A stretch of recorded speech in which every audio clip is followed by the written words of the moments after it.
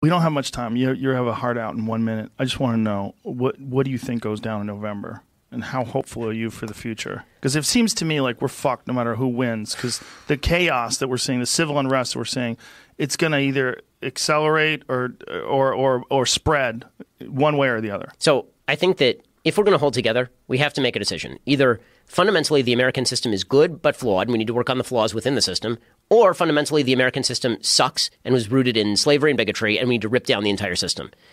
The latter is not really a great recipe. So we can have normal political arguments within the former, or the country is toast. As far as what goes down in November, look, right now the polling data says Trump gets skunked. I mean, right now the polling data's got Biden up 10, 12 points in the polls. But didn't the polling data in 2016 say that Hillary was going to steamroll? On the national data, not so. On the national data, they were kind of right. So on the national data, the final Real Clear Politics poll average was like 3 points. Hillary won by 3 points in the popular vote. The state polls were really wrong, particularly in Wisconsin, in Michigan, and Pennsylvania.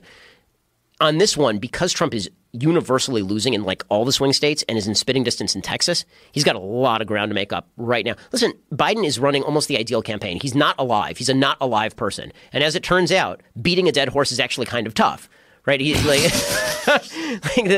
because he's not threatening. He's fundamentally non-threatening. You look at Biden, and do you feel threatened by Biden? I don't feel threatened by Biden. The man's not alive. You can't threaten me with a corpse, right? And so Trump, who is innately volatile and looking for something to kind of attack, is his own worst enemy. Yeah. Like with Hillary, the untold story of 2016 is that Trump didn't win, Hillary lost. Yeah. People hated Hillary's guts. And the stat that proves it is that people who hated both Trump and Hillary broke for Trump pretty heavily. Yeah. Right now, people who don't like either Biden or Trump are breaking nearly universally for Biden because Trump is so off-putting.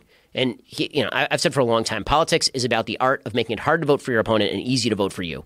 And Trump is fairly good at number one, and he is awful. He is god-awful at number two. Making it easy to vote for him, that's a toughie. Well said. Well said.